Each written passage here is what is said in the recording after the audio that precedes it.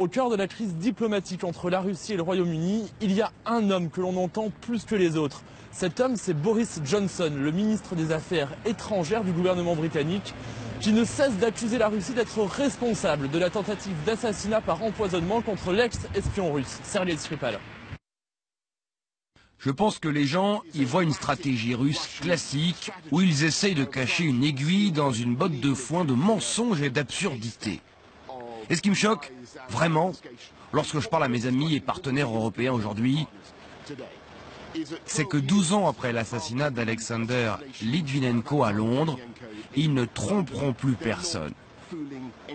Je ne suis même pas sûr qu'il y ait un seul pays autour de la table ici à Bruxelles qui n'a pas été affecté ces dernières années par les attitudes russes, qu'elles soient gentilles, perturbatrices ou calomnieuses. Boris Johnson, beaucoup moins remonté contre les Russes, comme lorsqu'il y a quelques mois, quand il a accepté la coquette somme de 160 000 livres pour jouer au tennis avec la femme d'un ex-ministre de Vladimir Poutine, une somme qu'il a reversée intégralement à son parti politique, celui des conservateurs.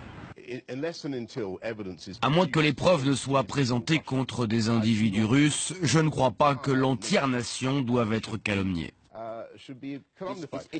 La quasi-totalité des médias anglais soutiennent la thèse du gouvernement britannique qui accuse la Russie d'être responsable de l'affaire Skripal.